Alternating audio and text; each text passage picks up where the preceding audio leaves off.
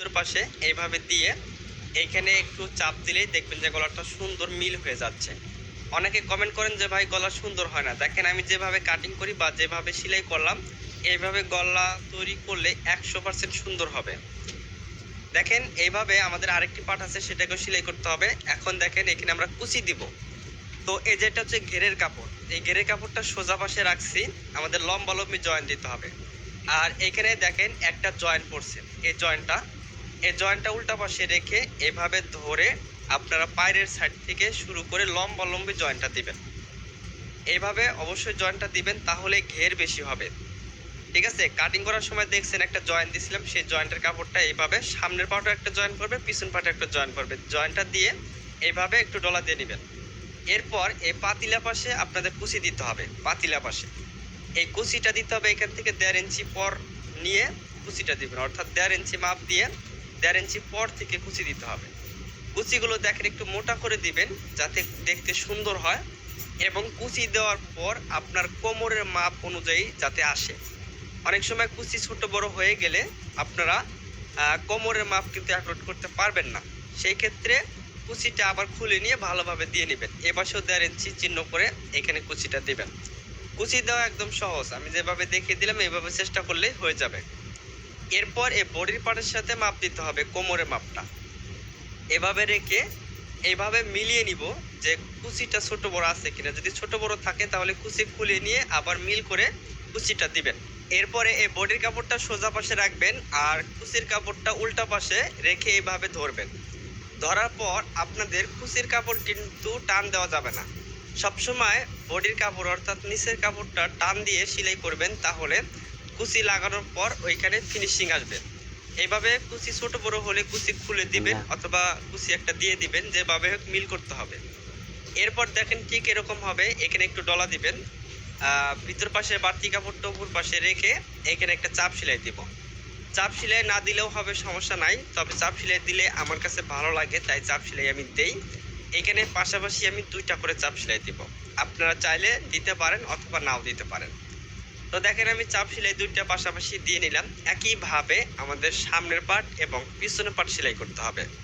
এই নাইরা জামা যেভাবে তৈরি করেন ঠিক সেইভাবে, এবং এই জামাটা কিন্তু সাইড ফাড়া হবে না, সাইডে কিন্তু সেলাই থাকবে নিচ পর্যন্ত গোল জামার মতো। এটাকে এভাবে মিল করে ধরে এই ঘাড়ের জয়েন্টটা দেওয়ার আগে এইভাবে মিলিয়ে নেবেন। এখানে একটা বারটেক দিবেন আর এবং সেলাই শেষে এখানে একটা বারটেক দিবেন। আবার এপাশে মিল করবেন, এখানে একটা বারটেক দিবেন, আবার এপাশে একটা বারটেক দিবেন। বারটেক না দিলে এখান থেকে সেলাইগুলো খুলে যায়। এখানে 2টা করে সেলাই দিব, পরে সেলাইটা এইভাবে ভাঁজ করে দিব কাপড়টা। আবার এই পাশের কাপড়টা এই পাশে ভাঁজ করে দিব, যেটাকে গলার পট্টির কাপড় বলা হয়। তাহলে আমি শোল্ডারটা জয়েন করে নিলাম। এবার এখানে আমরা হাতের সেলাই অথবা মেশিন সেলাই আমরা দিয়ে নিব। এই যে ঘাড়ে এখানে একটু ফিনিশিং দিয়ে নেবেন কাজটাকে।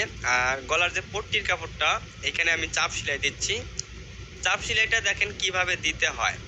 যারা বলেন চাপ সেলাই দিতে গেলে অপর পাশে পাক ধরে বা কাপড়টা টান ধরে, আমি যেভাবে ধরতেছি, যেভাবে বসিয়ে সেলাই দিচ্ছি একটু একটু করে কাপড়টাকে আবার সুন্দরভাবে প্লেন করে বসাচ্ছি। একইভাবে আপনারা চেষ্টা করেন, ইনশাল্লাহ হয়ে যাবে।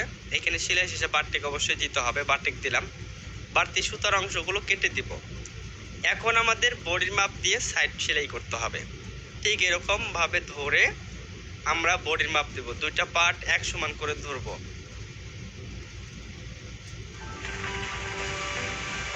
سلم صحي وجاهز للأكل، سيما الأفضل. سلم طازج وجاهز للأكل، سيما الأفضل. سيما أفضل ما في البحر.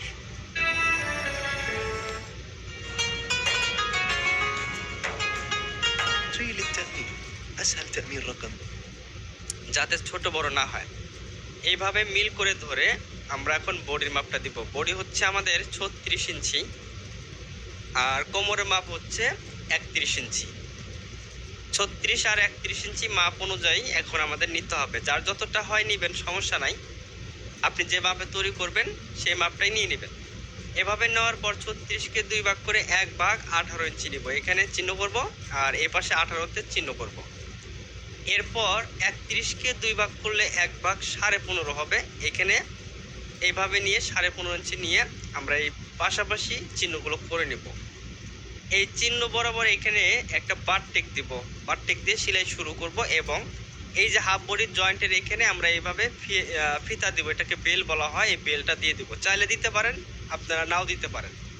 এই কাপড়টাকে সরিয়ে নিয়ে এই বেলটাকে এখানে বসাবো, বসানোর পর এখান থেকে সেলাইটা একদম নিচ পর্যন্ত আমরা নিয়ে যাব, একদম নিচ পর্যন্ত যাবেন।